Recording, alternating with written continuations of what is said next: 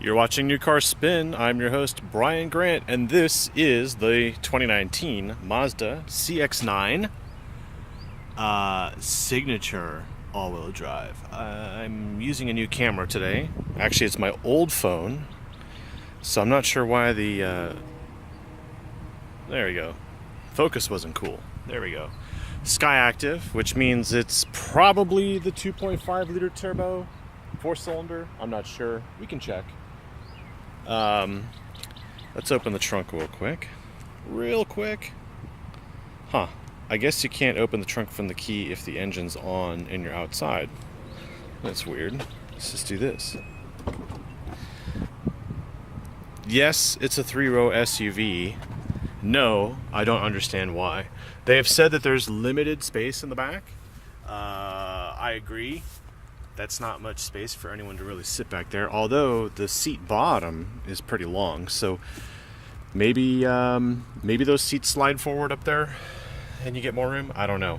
But notice this. The headrests. Notice something weird about them? Look at how far they stick out past this opening, which means that your head is like right where the glass is. That's very strange. I've never seen that. It also means there's not much room between when the trunk closes. Look at that. Not much room. So if you're going to go to Costco, obviously you're not taking everybody with you. You can't do like multiple things in the same trip, is I think what the problem is here. You can lay the seats down. Let's see, how does that work? Pull that down and then you push. There you go. Pull it up, push it down. All right.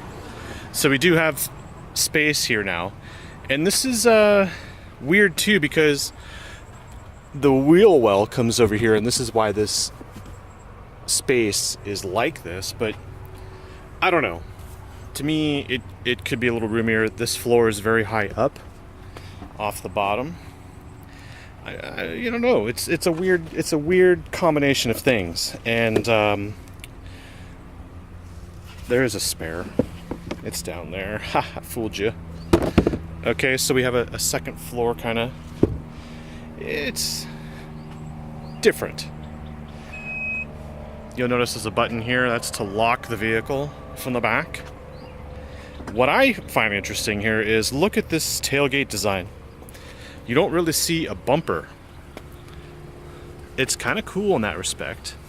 Although you make your way to the front end, and it has like this shark nose, right? And it looks good. It's been around for a couple of years now, but in this color it kind of looks like a baby shark. It's kind of weird. We have a plastic emblem here, which includes our radar system for stop and go cruise and auto collision. In the back seat, of course. Okay, when you have the key out of the car and it's on, can you unlock it? Oh, wow. No, you cannot. Okay, that's frustrating. Every car is different, right? And as an automotive journalist, I get in, and what should work the way I expect it to doesn't. That's just kind of where I go. It's kind of disappointing. Okay. Let's see if we can do this again. Here we go. We have a back seat. Why isn't my thing going? Come on. Okay. My gimbal is going crazy right now. It's pretty humid out here. There we go. All right. We have our manual side shades, which is pretty nice, although they don't really cover the full size of the window. However, this back seat is nice. You will see that there's a handle here and a handle here. This one allows you to lift up and sort of move the seat so you can get in the back somehow. Not quite sure. This one allows you to fold the seat down. So let's do that again. We lift it up. We're gonna get in the back. Great. How are you supposed to get in that back seat? I don't know. And then there is a handle here to move it forward. Let's get in the back and try that. Slide. Okay, yeah, it moves up, but now I have no room. So while this looks big on the outside, it's not really that spacious on the inside. And you'll also see my headroom is kind of lacking. And there's no panoramic sunroof. There is a standard sunroof in here, but auto climate control. Let's see if I can go down there and show you that. We have auto climate, right? And it doesn't go all the way to the third row though. There's like only speakers back there. Let's see if I can. This car is hard to shoot in because there's so much limited space to like move around. It's weird. Anyway, I do want to say that I drove the Mazda CX9 a couple years ago at an event and I didn't like it, and people thumbed that video down. It was on my other channel, Diesel Drives. And I was just shocked because it looked good. The CX9, when it came out, looked good. And you'd figure it'd be really sporty, and it just fell flat for me. And I think, you know, the way my reviews are is I don't just regurgitate facts and press releases, and I drive the car. I basically get in the car and I drive it for a week, and I try and, what would be the way to say it? I try and reflect the personality of the vehicle based on how I feel after driving it. So if you haven't seen my videos before, please check them out on my channel, New Car Spin. And if this is your first time watching, please like and subscribe and hit the notification. And we're going to get started now with a more thorough look at this car. And I can tell you what I like and dislike about it.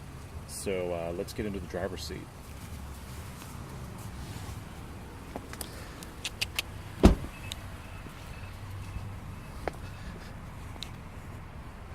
It's a good looking car though. I don't know what my gimbal's doing. My gimbal's going crazy. It's got to be this humidity. Let's try this again. You can see in the reflection of the car this craziness of this gimbal. Turn on. There we go. Okay, so keyless entry, right? I think it auto locks too when you have the vehicle off, but this button locks and unlocks. You don't have it on the rear doors, which is a shame. But getting in, it's very nice. It's a very large car. What they've improved for 2019 is the sound dampening quality.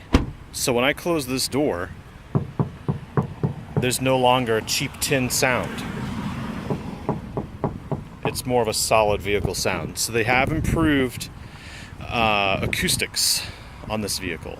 And if we look at the windows, dual glazed. So there's a sandwich of two pieces of glass in here. I don't know if we can even zoom in on it. Whatever. I'm using an older phone, so it doesn't really have all the latest technology. But it doesn't have a broken lens, so hopefully this video comes out pretty good. Alright. Nice interior, looks good. No complaints, right? But, well, there is a complaint. Hard plastic on the steering wheel, again.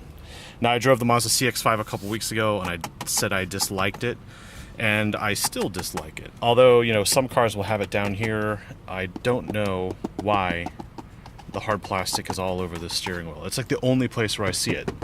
This is a plastic. This is all plastic, really. This is leather covered, right? It's just interesting use of materials. It's not cheap looking at all. In person, it looks really good. However, I don't know, it's a bit confusing. What is my gimbal doing? Sorry about that. Okay, we have our center display here. Our gauge cluster can change to show different things. And it's really cool. I like it. It's very crisp. I like the graphics. It's very clean design.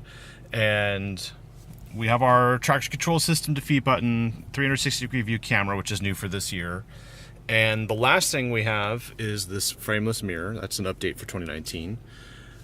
Android Auto and Apple CarPlay is now standard on the CX-9, as long as you don't get the Sport version. So if I get the window sticker for you, it's down in here.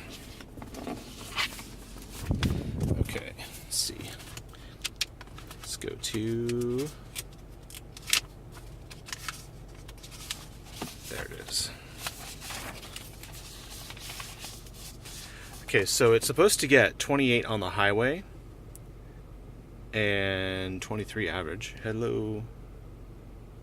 Wow, we're having a hard time today. I guess Saturday night was a little too rough.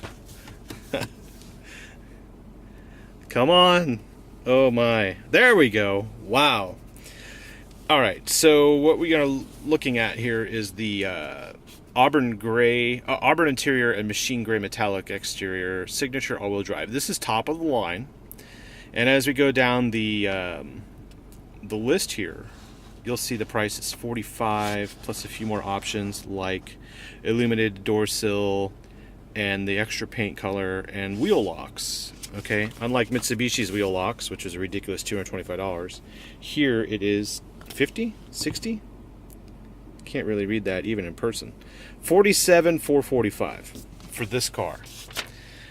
And I don't know. So the complication here is in the US, the birth rates are like at a 32-year low. But everyone's buying SUVs for some reason. And sure, you'd like equate like, oh, I need an SUV because I have kids. Well, in Texas, you need a truck because it rains really hard and the roads flood and you just kind of need to get over stuff. And some of the roads are pretty rough and it's better to just have a truck or SUV or something with all-wheel drive to get over it. And this is just one of those qualifiers. Would I buy this car? No. Would I put it on my short list? Yes. What would I buy it over? I'd buy this over a GMC Acadia. I would buy this maybe over the Volkswagen Atlas SEL 4Motion, because that thing is like 53 grand and it's not worth it. I would buy the standard Volkswagen Atlas before I bought this, but the Atlas wouldn't have this leather interior, it wouldn't have heated and cooled seats, it wouldn't have a sunroof, just like it would lack in many areas. So as you get a list of features that you want, you change brands or you change trim levels to find something that fits within your price range or your budget. And I understand what Mazda did here. However, the biggest issue I have with it, and this car only has 560 miles on it. Let's see if I can show you that right there. Oh, the sun is bright. Everything's crazy today. Let's zoom in. There you go. 560 miles. So on a car with 560 miles, the ride quality is disappointing. And actually, what they did this year for 2019, in addition to the mirror and the Android Auto Apple CarPlay, stuff I don't use, the acoustic change, they also updated the suspension. And driving this around for a week, I've put 200 miles on it. It's been hard to put more miles on it because I've been getting car sick in a brand new car, car sick. And it's because it's a sporty ride, but it's also a very cushy ride. There's a lot of body roll. Before I take it around the block, let's pop the hood. What do we have in here anyway? What does it say? 2.5 liter turbo. Let's see if I can use my nose to focus. There we go. 310 pound-feet of torque. 227 horsepower. Now, that's the same rating that I got in the CX-5, and I love the CX-5. That thing was awesome. It did everything very well. It was very balanced, very sporty, very perfect. If you're looking for an SUV, start at the CX-5. Get the CX-5. If you need a third row and you like the CX-5, the CX-9 is not the bigger version of a CX-5. I thought it would be. It's not. It's also, you know, Mazda used to have the Millennia and the 929, and those were like the flagship vehicles for Mazda. And this being the biggest one for Mazda now, the CX-9 should be their flagship. And you can see it in the design, but it's not really flagship for the brand. It just doesn't do it. I think the CX-5 is like the perfect quintessential idea of a Mazda. This is a numbers game. This here is for people who are cross-shopping the Honda Pilot. I'd get this over a Honda Pilot. And that's what this car is. It's just basically not my kind of thing, Although it did end up on my list of press cars they're going to give me, and I said, sure, I'll drive it. And it's a nice car, but there's other stuff out there. I'd take it over the Honda Pilot, the standard Atlas, or the fully loaded Atlas, and the GMC Acadia. But I personally own a Dodge Durango RT, and you can get a Durango for about the same price as this, and I think you'd be better off with that. Depreciation and everything aside, I think just the quality of the ride is what Mazda's biggest problem is here. But let's pop the hood. Manual door release, interesting. Okay, pull that for the hood.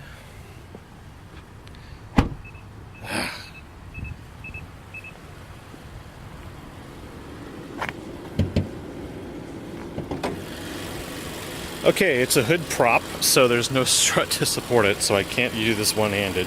But there it is. It's actually a very smooth idling vehicle. It sounds direct injected because it is.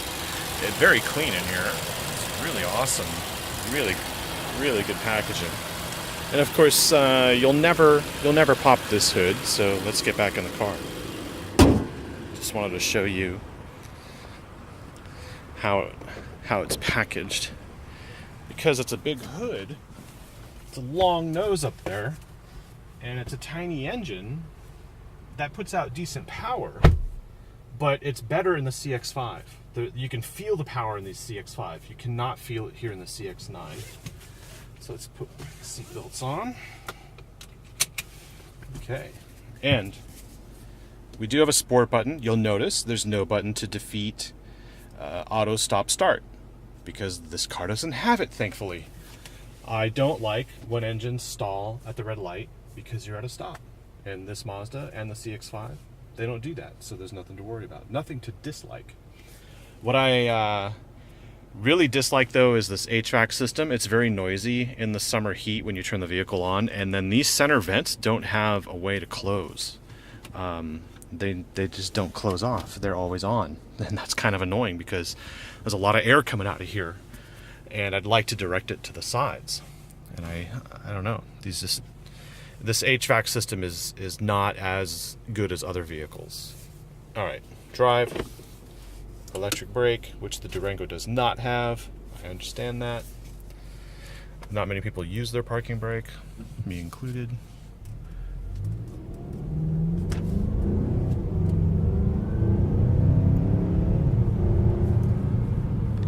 Now, is it quiet in here? It's quieter. And on the road, it just has this body roll to it. And right now I feel the bumps, but I also feel like very, very low rider, kind of like cushy ride. It's two rides in one, and that's the annoying part. I think that's why I'm getting sick. I'm not sure what to anticipate next. So we're at a stop sign. I'm gonna put it in sport mode. Sport mode changes throttle mapping, and it gives more response, holds gears longer. Typical sport button in all vehicles now. Cross traffic, we're okay. Good to go. Floored. So even with all-wheel drive, though, I feel a lot of torque steer. It's not really sending all the power where it needs to go, in my opinion. And I think that they need to improve that. The CX-5 had more balance to it, so I didn't feel that it had an issue with its all-wheel drive system. This one feels like it's always front-wheel biased, and I don't like that. That might be useful in the snow or like wet weather, but for me, I don't know. This is like a daily driver. It's not always snowing, is it?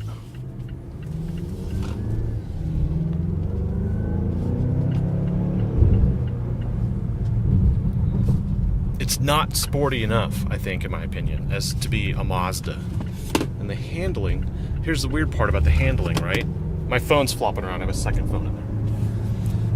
As far as handling, you're gonna drive a Mazda hard to really understand what a Mazda can do. However, you are in a 3-row SUV. 3 rows, and you're gonna drive this thing hard all the time? No, I don't think so. And that might be why they improved the ride quality and made it softer. However, it it doesn't work in my opinion. So I'm not always going to drive this thing at 8/10 because it's a 3-row and maybe I have passengers. So when there's no one here, I just want to cruise. I really don't feel like I'm cruising in here. And it's not quick enough to be like a flagship and all be all. And this is the weird part. Like, I know that there are Mazda fanboys out there.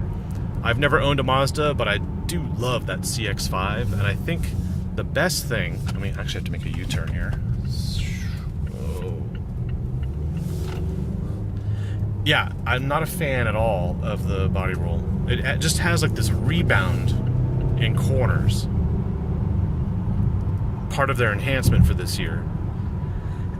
And I like it more than I liked the first CX-9 I drove back in like 2016. They have improved the 2019, but I'm not a fanboy, so this is not confirmation bias. This is basically me telling you what this thing is like compared to other vehicles out there. So if you're trying to cross shop, you're definitely going to want to know what this thing is like in real life. And I can tell you after several days, rather than just a simple test drive,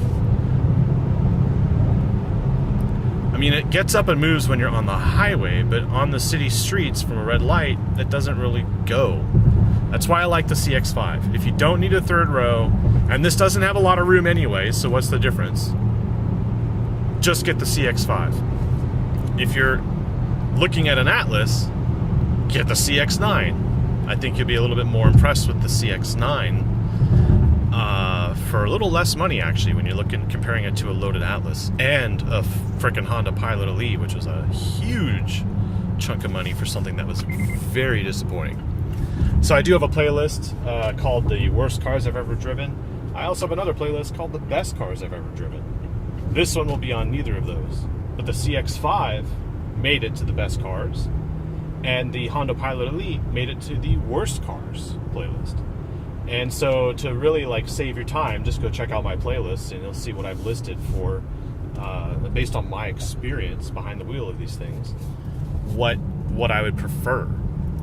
And I think that's the best advice I can give people who are enthusiasts or looking to buy vehicles or want to know if anything's actually worth it. What did your neighbor get? Did your neighbor get something really cool and special, or is this all just boring? As far as the CX-9, it's somewhat not fuel efficient, and to me it's just like a car for people who are very big fans of Mazdas. But if you cross shop it to the Honda Pilot Elite, get the CX-9. So it's a very complicated video, I understand, and it's not my typical style in most respects, but I do want to say that the Mazda CX-9 does have its pros and cons, and I think that you really do need to decide if it's going to be large enough for your family and your things. I think the Durango is essentially perfect in every way for that, but some of the people can't afford the price range or the fuel economy aspect that the V8 has. This only comes in a 4-cylinder. You can get a V6 in the Kia Telluride, and I'll be reviewing that pretty soon too. There's just a lot of SUVs/CUVs on the road, and I don't understand why, because the birth rate is at a 32-year low in the United States. So why are people buying these things? That's really what I want to know. And beyond being in a larger vehicle that may be good for a road trip, you aren't, what are you going to get? All-wheel drive? Like, what are you paying 50 grand for? The presence? Leave a comment below and let me know, because I myself have an SUV, but I don't use it for family because I don't have a wife and kids, and I don't really go to Costco because I don't have a wife and kids, and I do go to Home Depot once in a while, and I don't have all-wheel drive on it because I wanted fun, so I got rear-wheel drive, and I wanted a V8, and it's kind of like one of the very few vehicles that can do that. So the CX-9 though checks off all the boxes, just like everyone else. Like, why would you get the CX-9 then? Like, what attracts you besides the way this thing looks or the fact that it's top of the line? What really motivates you to like the CX9, because I know a lot of you who are Mazda fanboys will thumb this video down for some unknown reason, and then you won't tell me why this is better than a Dodge Durango. You won't tell me why the Honda Pilot is better than this, because obviously it isn't. And you won't agree with much of what I'm saying if you're a Mazda fanboy, although I am accurate. And that's kind of what I'm going to end this video on. It's always a pleasure. I do have more videos coming soon. This just happens to be like, oh, I don't know, I would just say like my way of saying the Mazda CX9 is a very interesting vehicle. I would rather have the CX5 all day long. And I think that's what you need to do. You need to consider the fact that the CX5 is perfect. The CX5 is why I think Mazda is doing so well. And the CX9 is really just I'm always struggling for words lately. It's excess. That's what it is. It's just a CX9 is too much. It's a little overkill, and I think you should think about that unless you really need a Honda Pilot or Kia Telluride. Just there's so much out there, and it's just like, why Mazda? Why did you make a CX9? Just you made the CX5 and it was great, and just keep it at that. The CX9, I don't know. I really don't know. 47,000 for a Mazda. Where's my RX-7? You're watching New Car Spin. I'm your host, Brian Grant. Like, subscribe, share with friends. Follow me on Instagram, New Car Spin. I do use Facebook once in a while. And I'll see you in the next video. Ciao.